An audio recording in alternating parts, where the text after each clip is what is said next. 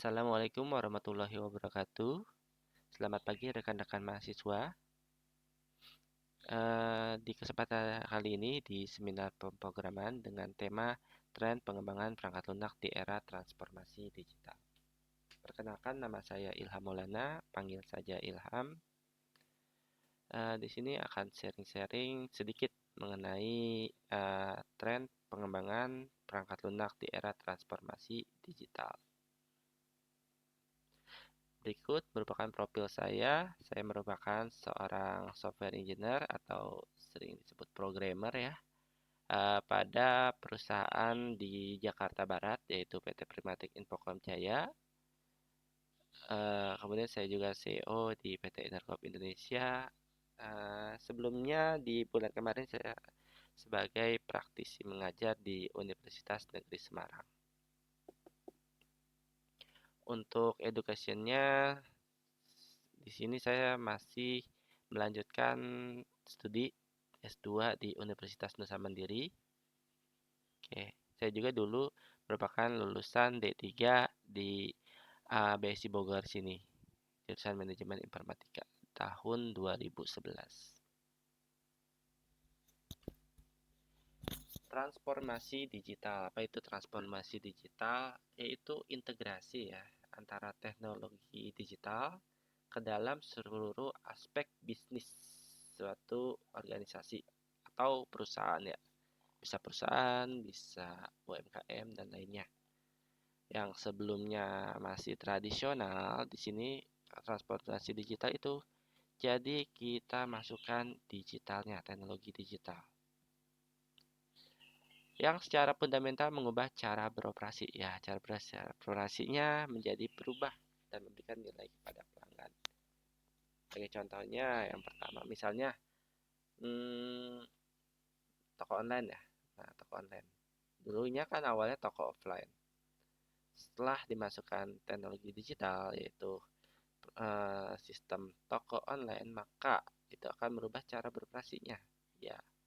Yang dulunya cuma offline aja, jadi dia perlu juga mungkin menyiapkan orang yang untuk melihat order-order di laptop ya dengan menggunakan internet.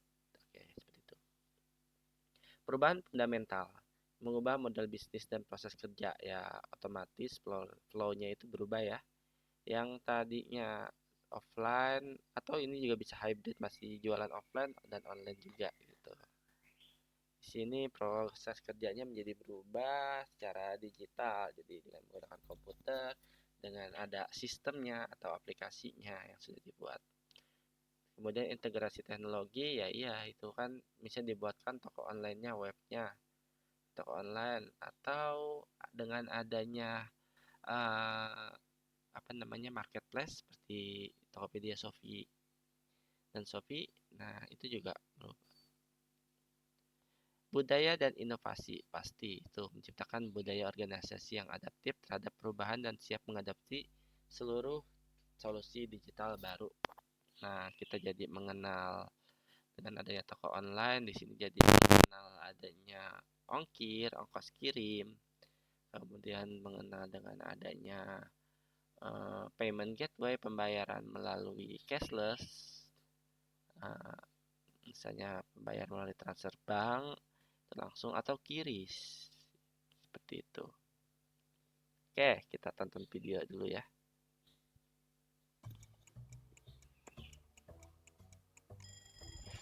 Setiap pagi mungkin kita bangun karena dengar suara alarm di HP kita. Sambil melek di pinggir kasur, buka HP dulu, update media sosial, dan sehabis mandi langsung berangkat ke sekolah naik ojek online, dan kalau mau jajan tinggal pesan makan. Semua lewat HP kita. Tapi pernah gak sih kepikiran kalau di zaman dulu semua teknologi ini emang belum ada? Terus gimana sih rasanya hidup di zaman sebelum teknologi yang kita kenal ditemukan? Jadi lebih enak mana hidup di zaman sekarang atau tahun 50-an? Pastinya banyak yang jawab lebih enak zaman sekarang. 70 tahun yang lalu jelas belum ada internet, belum ada YouTube, video ini, dan tentunya belum ada smartphone. Tiap pagi dibanguninnya sama jam waker. Kalau mau nelpon orang kita harus pakai telepon ribet yang mesti diputar-putar. Kalau mau dengerin musik kita harus pakai alat gede ini buat mainin piring yang gak kalah gede. Berangkat pergi mesti jalan kaki, kalau jauh baru naik delman. Sungguh sangat ribet. Tapi Dimanakah sekarang benda-benda ini? Bagaimana bisa semua hal yang ribet ini dimasukin ke HP kita yang kecil? Jadi, ceritanya ada revolusi yang dipimpin sama teknologi digital. Sebelum revolusi ini, penyimpanan data masih berbentuk analog atau bahkan manual. Buat ngirimnya juga belum canggih-canggih banget. Tapi dengan teknologi digital ini pastinya semuanya jadi lebih cepat dan praktis. Tapi bayangin dulu kita nyimpen data-data masih ditulis di kertas, sedangkan satu CD bisa nyimpen data sama dengan 19 meter tumpukan kertas. Dan akhirnya zaman sekarang kita udah biasa banget nemuin memori 1 tera.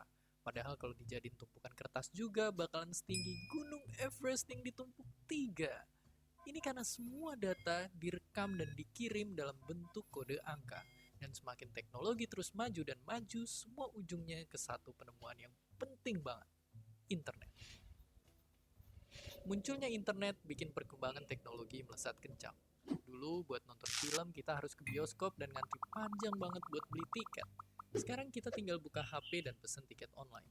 Bahkan udah ada ribuan film siap ditonton lewat sentuhan tangan. Untuk belanja dan bertransaksi, kita nggak perlu lagi ke bank buat ngambil uang. Di zaman dulu pun, bank itu pakai sistem barter alias nggak segampang transaksi di hari ini. Sekarang ini, ibaratnya bank pun udah masuk ke HP kita. Dan karena smartphone udah bisa ngelakuin apa aja, banyak juga orang yang punya lebih dari satu. Saking banyak pengguna HP, kalau semua smartphone aktif di dunia dijejerin, barisannya bakal muterin bumi 10 kali. Sungguh sangat banyak. Jadi, kalau di sisi teknologi, emang zaman sekarang menang telak. Yang dulu perlu banyak tempat penyimpanan harus kesana kemari atau harus nunggu lama, sekarang ada semua di HP kita. Asal jangan sampai kecanduan stalking sosial media mantan tiap malam. Dan seperti biasa, terima kasih. Oke, itu adalah video dari Kobisa. Jadi perkembangan teknologi ya dalam transformasi digital ya tadi sudah dijelaskan. Misalnya seperti ojek online, terus bank juga ada mobile banking sudah ada di semua ada di handphone kita. Peran perangkat lunak dalam transformasi digital yaitu sebagai enabler atau menciptakan peluang bisnis baru. Peluang bisnis baru ya. Contohnya ya tadi, misalnya seperti uh, dengan adanya toko online, berarti kan yang sebelumnya belum ada bisnis baru ongkir, ongkos kirim, maka itu akan muncul seperti yang awalnya dulu waktu saya masih kecil itu untuk pengiriman pakai pos aja sih, pakai pos, kemudian muncul JNE, Wahana. Nah sekarang udah banyak ada CNT dan lain-lainnya. Penggerak otomatisasi mengoptimalkan proses bisnis untuk meningkatkan efisiensi dan produktivitas. Ya, dulu tuh kalau misalnya ada orang beli nih, beli barang, terus transfer kan. Nah, kalau transfer itu kan kita harus ngecek nih, cek rekening. Atau kalau misalnya yang nggak punya mobile banking tuh cek dulu nih, kita pergi ke ATM. Cek, oh udah ada di transferan, baru konfirmasi, baru dikirim barangnya. Itu kan butuh waktu. Nah, dengan adanya peran perangkat lunak, ada layanan-layanan seperti pengecekan otomatis atau ya sekarang sudah banyak perusahaan yang seperti perusahaan saya kerja sekarang ini namanya payment gateway. Jadi secara otomatis jadi kalau orang sudah pembayaran melalui QRIS itu otomatis nyambung ya ke sistem menggunakan API ya. Otomatis eh, mengubah status di pesanannya misalnya jadi lunas atau terbayarkan gitu. Kemudian perannya sebagai fondasi integrasi digital yang itu menghubungkan sistem dan proses bisnis dalam satu ekosistem terintegrasi. Jadi integrasinya ada, misalnya toko online itu dimulai dari ada produk, ada pengiriman, ada retur dan lain-lain itu kan proses bisnisnya seperti itu. Dalam pengembangan transformasi digital di perangkat lunak itu kita mengalami perubahan-perubahan paradigma ya dalam beberapa kasus. Di sini kita contohnya ada 3 kasus yaitu dari segi arsitektur, metodologi, dan pengembangannya. Dari segi arsitektur itu sebelumnya dulu kita mengenal dengan sebenarnya sih zaman dulu ini ya arsitektur monolitik. Mono itu satu ya, jadi sistem tunggal. Nanti intinya kita ngoding ngoding, membuat aplikasi misalnya kayak website ya, website toko online lah dulu. Toko online dulu toko online pakai apa ya? Pakai Joomla ya, Joomla, Joomla atau WordPress tuh apa namanya lupa tuh. Kayak gitu lah misalnya kita bikin toko online tapi mirip seperti Joomla itu masih menggunakan arsitektur monolitik. Jadi ini aplikasinya itu tunggal, database dan aplikasinya itu menjadi satu. Jadi cuma satu aplikasi, satu database. Semua proses ada di situ dari mulai pendaftaran, dari mulai nambah produk, dari mulai admin dan customernya itu dijadikan satu. Berbeda dengan sekarang munculnya arsitektur microservice itu yang sudah diadopsi oleh perusahaan-perusahaan atau startup-startup di Indonesia sebagai contohnya Tokopedia, Gojek, Traveloka. Nah, itu sudah menggunakan arsitektur microservice. Contoh ya pada Tokopedia. Nah, itu Tokopedia itu sudah menerapkan microservice yaitu layanan independen yang modular. Jadi dipecah-pecah. Contohnya misalnya Tokopedia itu kan gede ya eh, layanannya. Ada layanan hmm, dipecah-pecah ya. Dari sisi penggunaan aja, aplikasinya aja sudah dipecah. Ada aplikasi untuk seller misalnya. Ada aplikasi untuk si pembelinya aja. Nah, itu bisa dipecah. Terus dari sisi biasanya dipecahnya itu dari sisi API atau back end-nya ya. Back end misalnya API untuk pembayaran itu bisa bikin API sendiri. Terus API untuk database juga kadang bisa ada beberapa database. Jadi nggak hanya satu database. Itu untuk memudahkan dalam tim, dalam testing, pengecekan dan lainnya. Oke, nanti kita lanjutkan di slide berikutnya untuk lebih lengkapnya. Untuk metodologi, di sini teman-teman pasti sudah sering mendengar metodologi waterfall. Itu sering diajarkan di kuliah atau biasanya uh, mm, skripsi kakak kelas. Nah, itu kadang pakai metodologi apa? Waterfall rata-rata gitu. Waterfall itu seperti air terjun. Jadi secara bertahap nih dari perencanaan, dari pembuatan kode sampai testing dan maintenance itu harus berurut. Nah, jadi kalau misalnya proses selanjutnya akan bisa dilakukan setelah proses sebelumnya itu selesai atau 100%. Itu metodologi waterfall. Sekarang ya untuk kayak setelah bermunculan banyak startup-startup itu muncullah konsep baru yaitu Agile, Agile Development. Agile itu fokus pada kolaborasi. Jadi kolaborasi ya, tim dan adaptasi berkelanjutan. Kayak contoh ya. Jadi sama seperti monolitik. Jadi kita pecah-pecah nih. Mana yang penting duluan? Misalnya biasanya Agile itu kita bikin proses yang asalkan programnya itu bisa jalan terlebih dahulu. Misalnya kita bikin core-nya dulu. Core-nya aplikasinya kalau toko online ya, misalnya aplikasinya dia bisa login gitu, bisa login, bisa masukin ke keranjang, terus bayar. Bayarnya ya misalnya belum ada payment gateway-nya. Masih secara cash manual gitu kan. Secara manual terus ya gitulah. Ongkos kirimnya itu masih manual juga awalnya gitu, belum ada integrasi. Ongkos kirimnya dihitung manual, nanti baru konfirmasi pembayarannya juga. Misalnya baru masih konfirmasi transfer bank, nanti itu masih agak lama kan. Nah, ini step satu nih, misalnya versi satunya. Yang penting si programnya itu udah bisa jalan terlebih dahulu. Nanti berarti di selanjutnya metode selanjutnya berarti ada pengembangan misalnya dari sisi payment gateway dan lain-lainnya kayak gitu. Kemudian untuk pengembangan tradisional, dulu kita bikin antara tim pengembangan atau programmer ya dan tim operasional. Operasional itu adalah misalnya tim IT yang untuk infrastruktur, nah itu terpisah tuh. Jadi tim QA, jadi kita kerjain dulu nih programnya. Pertama bisa planning dulu, terus kita kerjain programnya udah selesai, dikasih ke bagian testing. Terus testing nanti di deploy itu maksudnya di upload ya ke hosting. Cara manual gitu.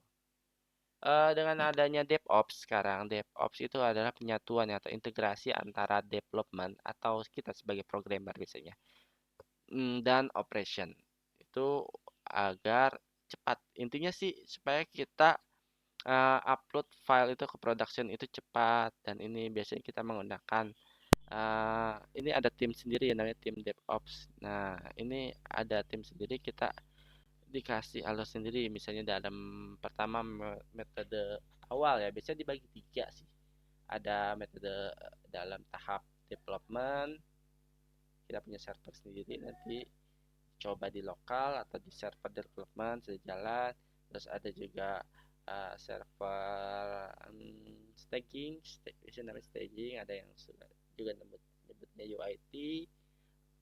Nah itu testing biasanya. Kemudian development. Nah ini untuk uploadnya itu kita nggak perlu upload via manual. Biasanya kan kalau mau upload secara manual itu kita seperti apa ya? Menggunakan atau FTP kan, kadang FTP. Nah, FTP itu terus dari file itu kita upload ke FTP-nya. Kadang konfigurasinya juga berubah, kita edit dulu. Nah, beda kalau DevOps itu cara otomatis. Arsitektur monolitik ya, yaitu pendekatan tradisional, di mana seluruh komponen aplikasi tergabung dalam satu kode base yang menggunakan satu bahasa pemrograman. Contoh tadi kita, misalnya bikin aplikasi toko online menggunakan PHP atau Laravel ya, Laravel. Udah, itu aja Laravel satu gitu kan. Nah, ini arsitekturnya namanya monolitik. Tapi ini kadang kita masih pakai ini untuk aplikasi-aplikasi yang kecil, yang timnya masih bisa dikerjakan oleh satu atau dua orang untuk ngodingnya gitu. Ini nggak apa-apa.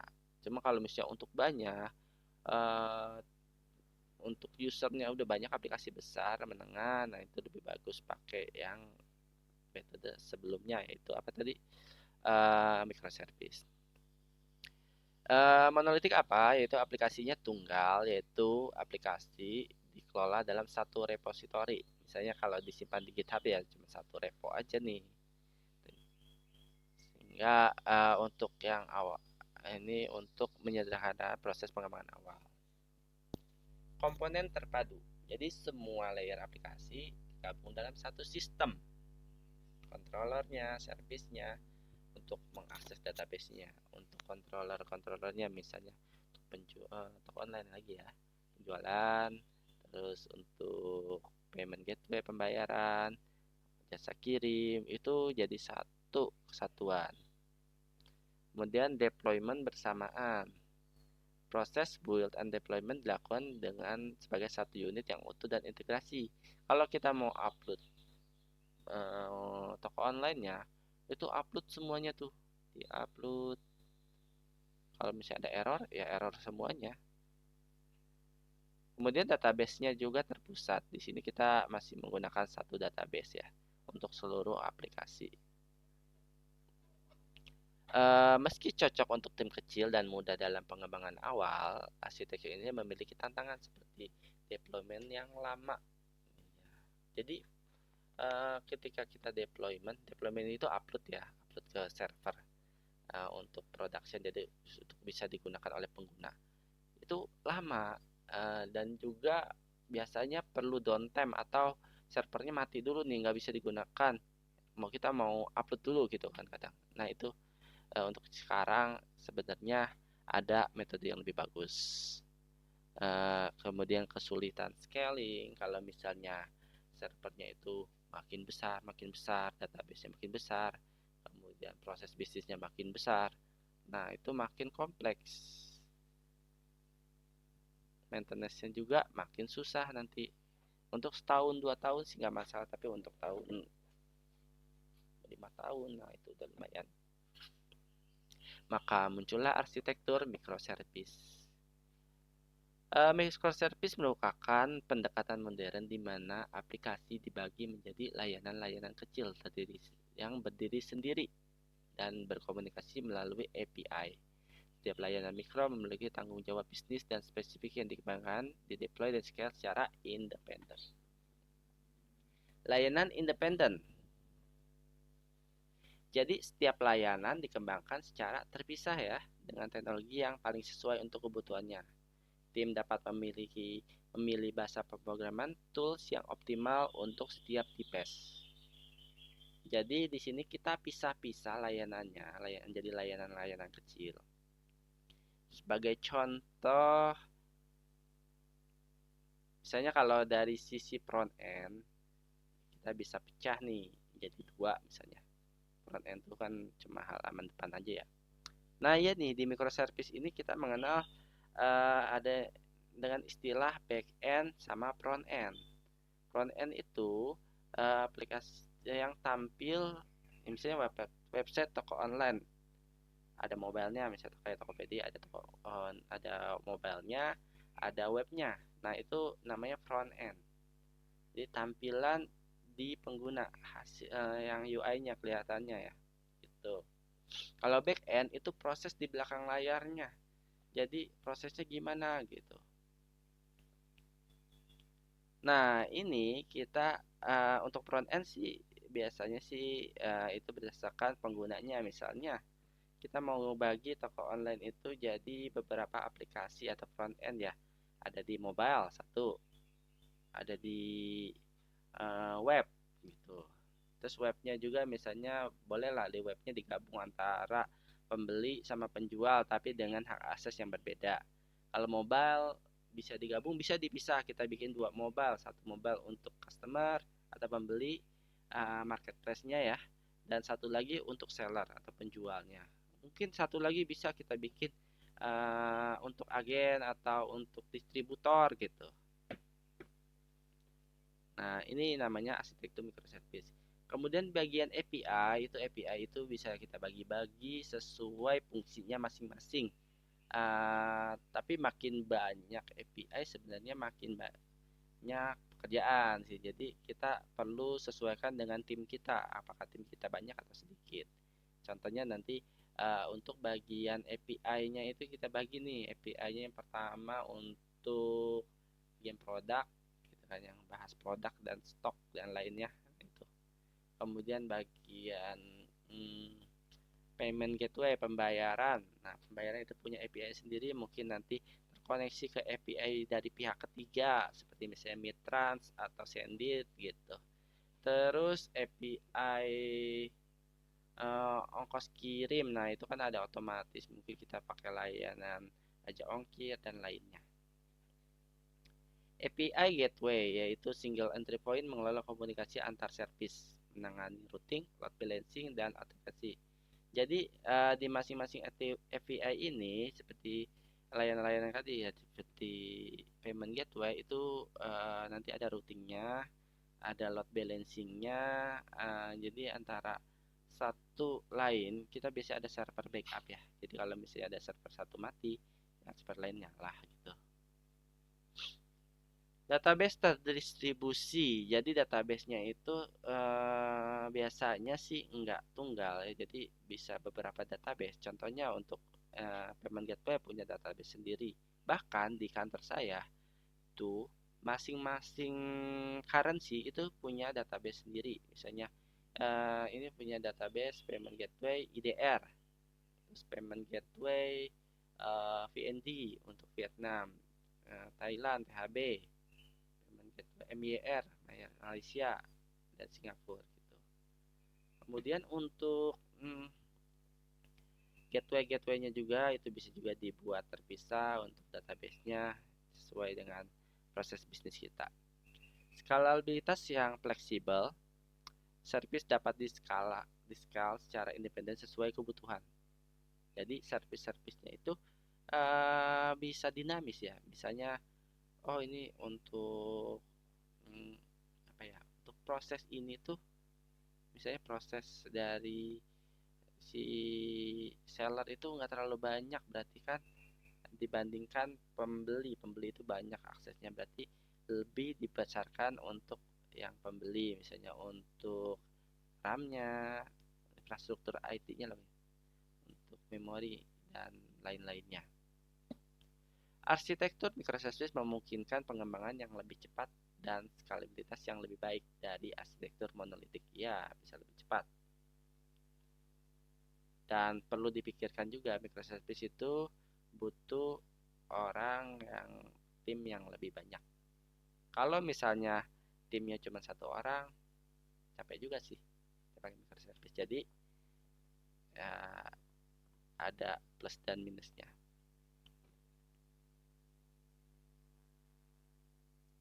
Metodologi waterfall. Di sini ada 5 tahap ya.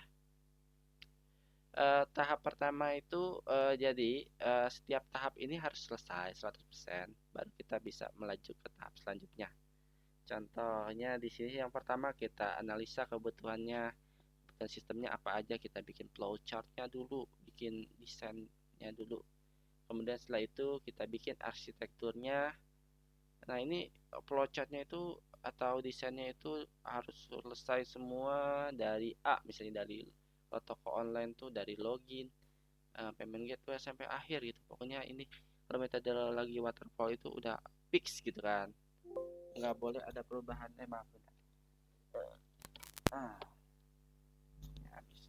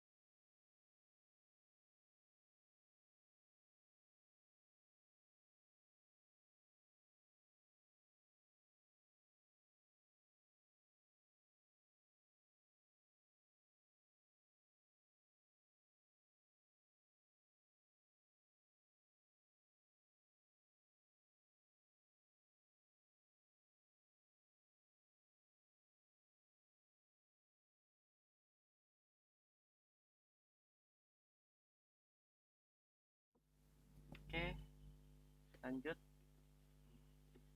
Sepertinya ini ada potong kita